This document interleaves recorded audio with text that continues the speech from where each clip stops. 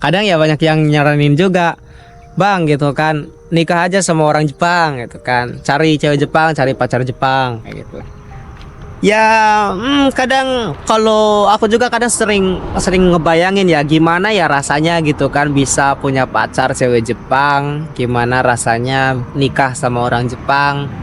Ya mungkin tinggal di Jepang terus punya pacar orang Jepang ya kan, bisa sekalian belajar bahasanya. Terus juga bisa ngonten bareng ya kan. Otomatis kan kalau kontennya ada thumbnailnya cewek Jepang kan meledak gitu kan ya, yang nonton banyak, apalagi yang gemoy-gemoy gitu kan, yang montok-montok, ya, orang-orang Indonesia tuh pasti senang. Tapi ya salut aku sama abang-abang yang udah menikah sama orang Jepang tuh, salut banget, itu perjuangannya hebat banget, perjuangannya pasti berat banget ya. Kita ngeyakinin orang Indonesia aja yang satu bahasa istilahnya tuh itu susah, kadang-kadang gak diterima sama mertua ya. Ini bisa ngeyakinin mertua Jepang tuh kayak bodoh gitu, keren sih, luar biasa gitu, maksudnya tuh bisa diterima sama keluarga Jepang gitu. Pulang kerja, beli kopi, cari tempat kosong, terus ngobrol, ngoceh-ngoceh nggak jelas. Itulah Ojak Des. Itulah kegiatan yang paling sering aku lakukan selama aku bekerja di Jepang ini, teman-teman ya.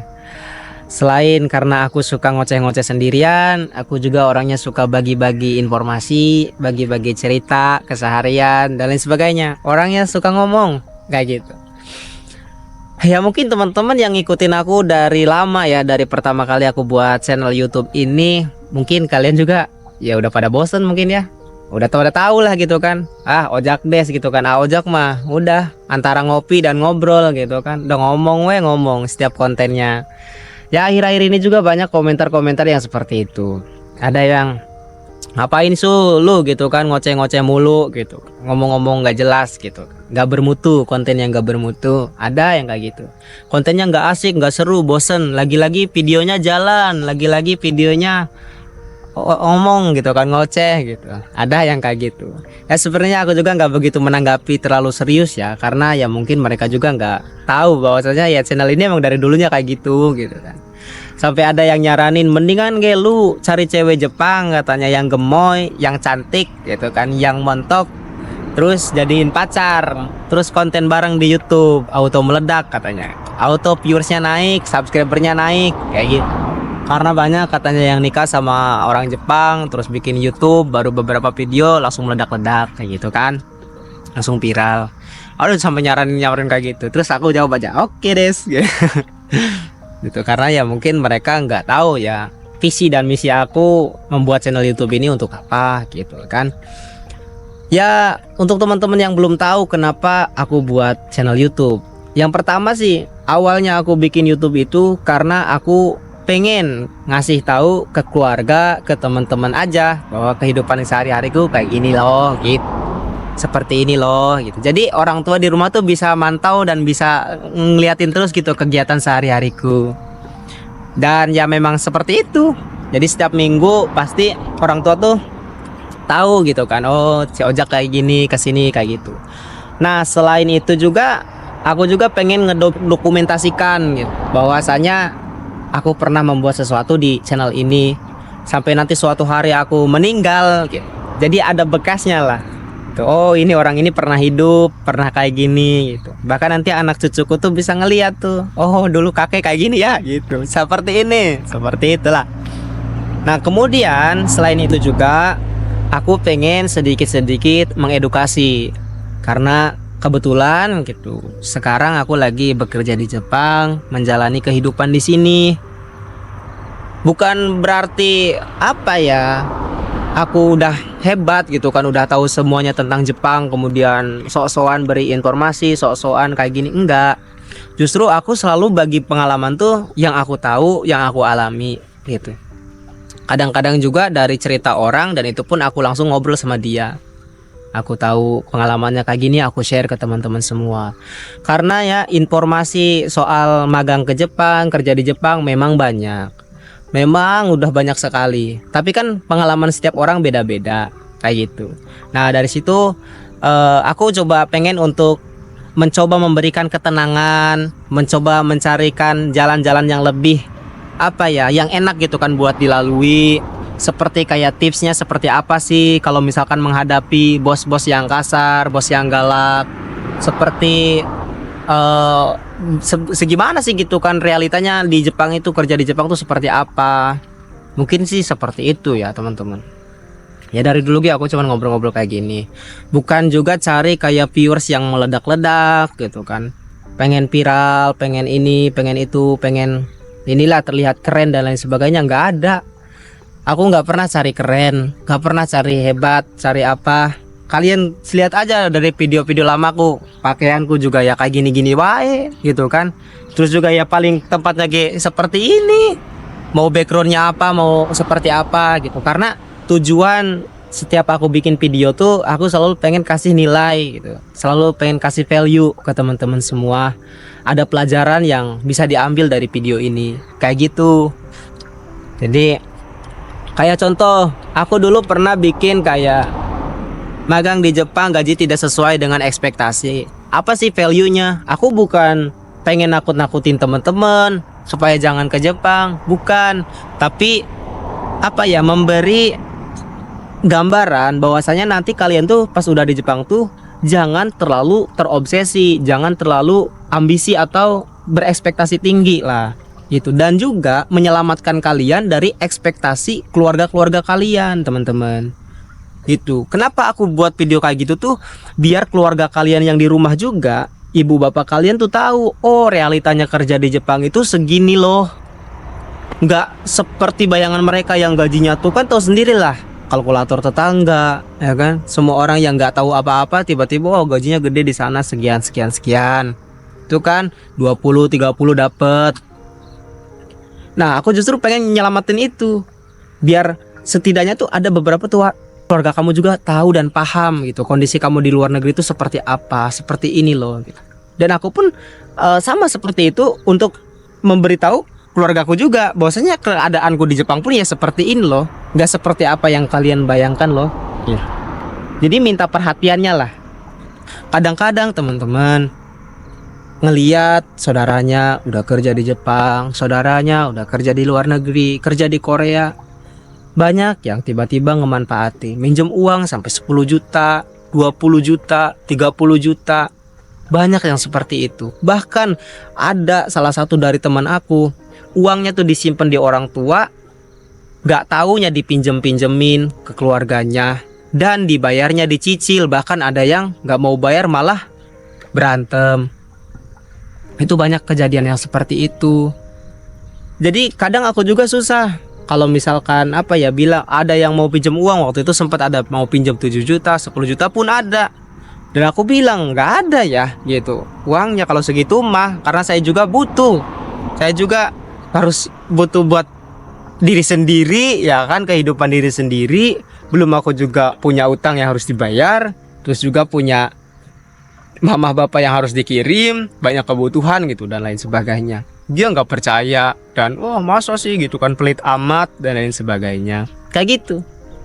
Bahkan sampai ya keluarga pun ya nyangkanya wah udah kerja di Jepang mah sombong, udah banyak duit, sombong. Sombong apa? Satu, kerja di Jepang itu kita di sini bukan main, bekerja dari pagi sampai sore di perusahaan. Ya kan, mana sempet main HP. Main HP pun mungkin kalau lagi istirahat ya kan. Terus ya apalagi kalau seperti aku kayak gini harus konten ya kan, bikin konten, ngedit video. Itu udah menjadi bagian dari kehidupanku pribadi ya, bagian hidupku sendiri. Belum kehidupan sehari-hari, masak, nyuci dan lain sebagainya gitu. Terus tiba-tiba ada yang ngechat gak dibalas-balas, marah. Disangkanya sombong, gak dibalas-balas, disangkanya teh apalah dan sebagainya. Jadi sebenarnya kerja di Jepang itu banyak kayak gitu, hal-hal yang hal kecil gitu kan, tapi kadang-kadang ngeganjel di pikiran. Dan semua teman-temanku pun merasakan seperti itu. Kadang orang yang keluarga atau teman kerabat yang di Indonesia tuh nggak paham gitu kan, keadaan kita di Jepang tuh seperti apa, kegiatannya apa aja dan lain sebagainya, banyak kayak gitu. Dan orangnya tuh bukan kalian doang gitu yang ngehubungin gitu, bukan Anda doang gitu yang hubungin saya gitu. Pasti ada beberapa banyak juga, jadi sabar gitu. Apalagi waktu itu ada temen aku yang sampai apa ya, dipaksa lah gitu dipinjam uang gitu kan. Masa nggak bisa sih, udah dibilang nggak bisa nggak apa gitu kan ya, karena minjem uangnya nggak sedikit teman-teman. Kalau minjem uangnya ya cuman ya 100 200 atau berapa gitu, ini minjemnya tuh jutaan, bahkan sampai puluhan juta, 10 juta lebih gitu. Masa kerja di Jepang nggak punya uang tabungan segitu sih gitu.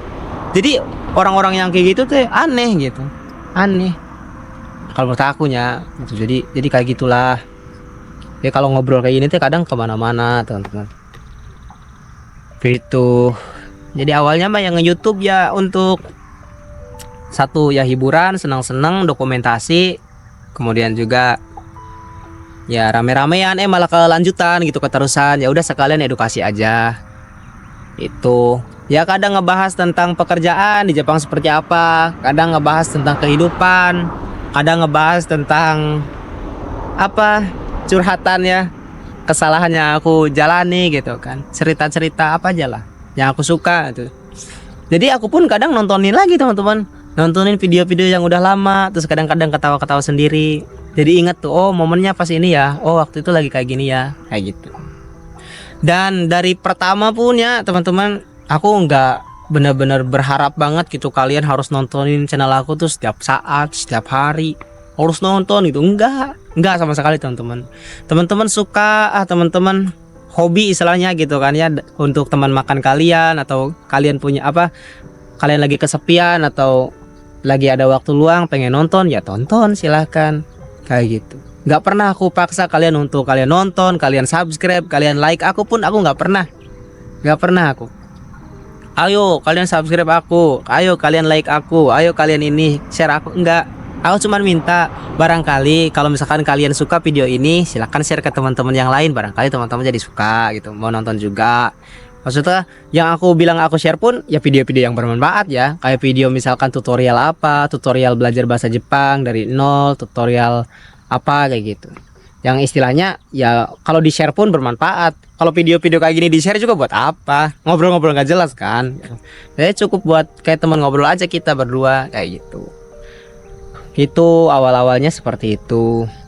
Jadi dan juganya teman-teman kadang ya banyak yang nyaranin juga, bang gitu kan, nikah aja sama orang Jepang gitu kan, cari cewek Jepang, cari pacar Jepang kayak gitu.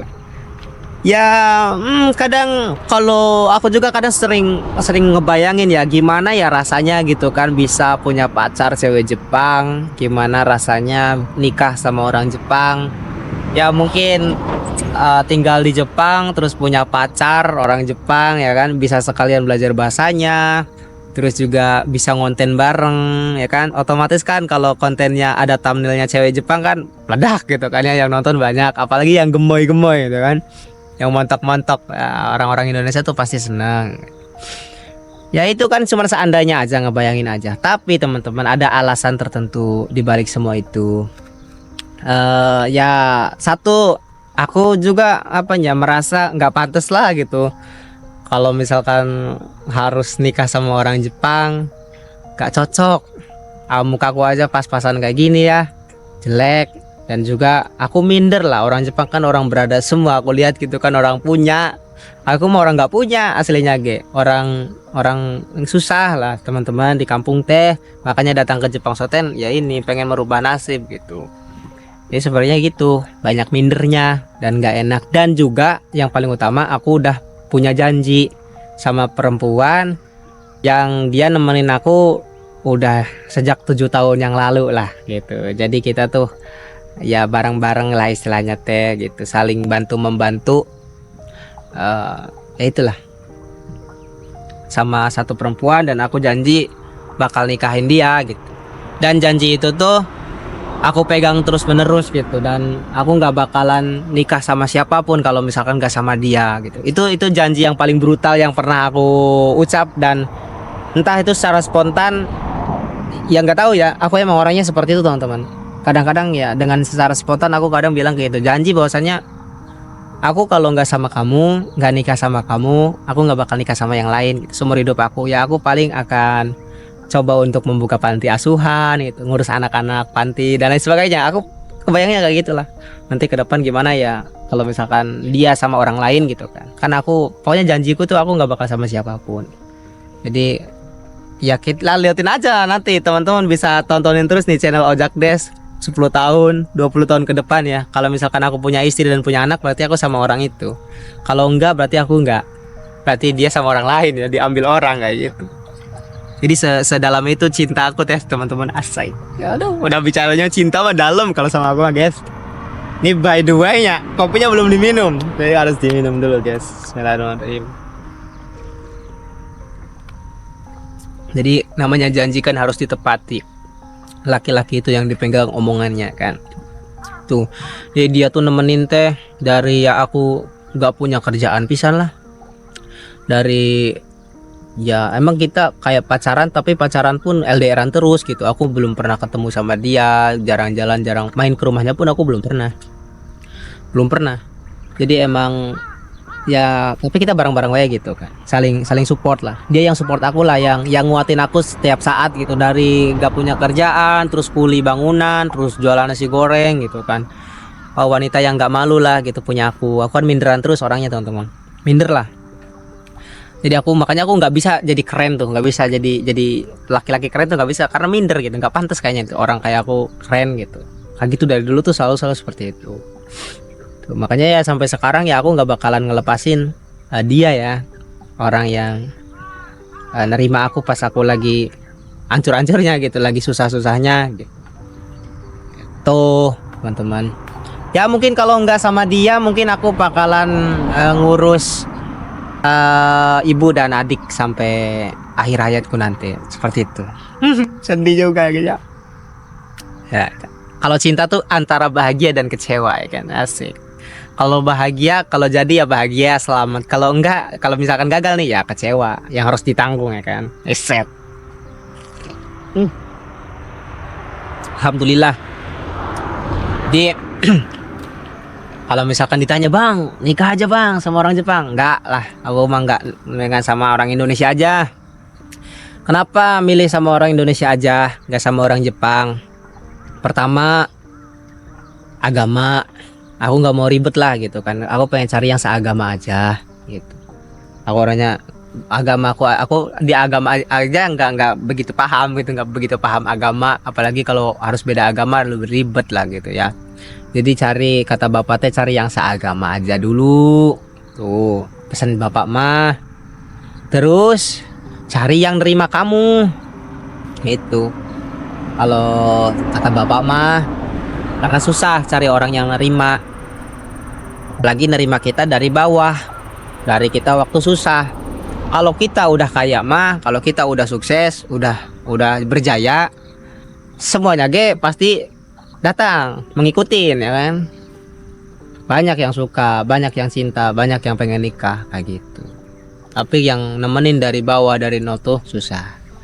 Makanya ya, kalau aku menikah sama Indonesia gitu, bahasanya juga kan enaken. Kalau marahan, kalau nasehatin, kalau apa bahasanya ngerti gitu. Jadi nggak usah belajar bahasa lagi, enak. Kalau sama orang Jepang harus belajar bahasa lagi, ribet. Belum nanti harus menyesuaikan dengan keluarga Jepangnya ya kan. Aduh, aku mah nggak sanggup ah. Tapi ya salut aku sama abang-abang yang udah menikah sama orang Jepang tuh, salut banget itu, perjuangannya hebat banget. Perjuangannya pasti berat banget ya. Kita ngeyakinin orang Indonesia aja yang satu bahasa istilahnya tuh itu susah, kadang-kadang gak diterima sama mertua ya. Ini bisa ngeyakinin mertua Jepang tuh kayak boy dia gitu, keren sih, luar biasa gitu, maksudnya tuh bisa diterima sama keluarga Jepang gitu. Mantap pokoknya mah ya. Konten sama istri Jepang gitu, kata Ojak Des, konten sama istri Jepangku yang montok, wey meledak.